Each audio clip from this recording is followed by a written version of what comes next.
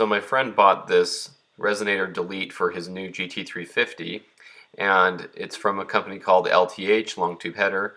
It's a really nice looking piece, and they had a really good video on how to install this. I believe the video was actually on the Steeda website, because Steeda sells these, and it was very straightforward. All you had to do was cut the back side of the exhaust off and unclamp the front and slide it up together. Now the issue we had was we got the car jacked up in the air and we got underneath and we noticed that the car already had an aftermarket resonator delete pipe on it, and it was very confusing because the piping looked like it was factory, but you can see there's no resonator and it has an X pipe there, and there are some welds back there. You can see that this is not the factory exhaust. It doesn't have the same style X on it, and these welds do look aftermarket. We're not quite sure about that, but if you look at this picture of the original exhaust on a Shelby GT350, the X is totally different.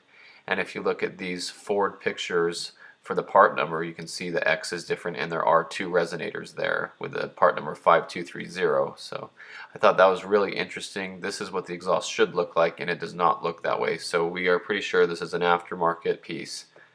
No matter what picture we found, all the drawings looked different than that. So I started polishing the exhaust tips because I thought that the car really needed it. And you can see how this is what they used to look like, and I just used mag aluminum polish on there. And the most inner ones where the butterflies are for the active exhaust were actually the worst, and I did use some bronze wool on those to clean them up and get the buildup off there. It was pretty tight in there. And so that's just how I did it.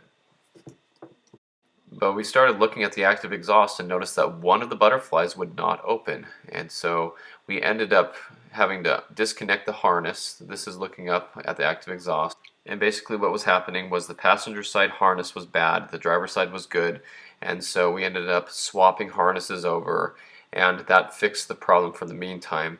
So this is what the harness looked like on the passenger side where it wasn't working. You can tell the clip was broken. You can see how that's all messed up and broken. This is what it's supposed to look like with the red tab on it.